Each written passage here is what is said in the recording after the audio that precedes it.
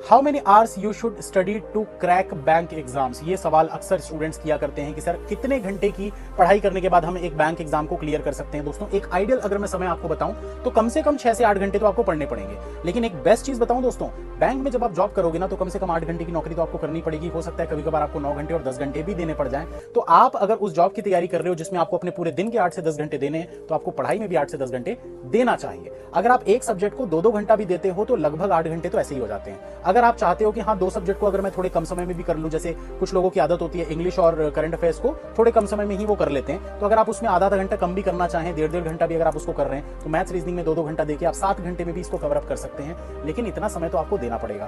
अब कुछ बच्चे ये बोलते हैं सर अगर हम वर्किंग है तो क्या कर सकते हैं। अगर आप वर्किंग है तब भी 1-1 घंटा तो आपको हर सब्जेक्ट को देना ही पड़ेगा। तो मिनिमम 4 घंटे की स्टडी तो आपको करनी ही पड़ेगी अगर आप वर्किंग है। और अगर आप नॉन वर्किंग है, फुल टाइम स्टूडेंट है, तो कम से कम 8 घंटा आप मान के चलिए आपको पढ़ना पड़ेगा। 1 साल के अंदर अंदर आप सिलेक्शन ले सकते हैं अगर आपकी स्टडी जो है बिल्कुल एक परफेक्ट स्ट्रेटेजी के साथ अगर आप अपनी पढ़ाई कर रहे हैं।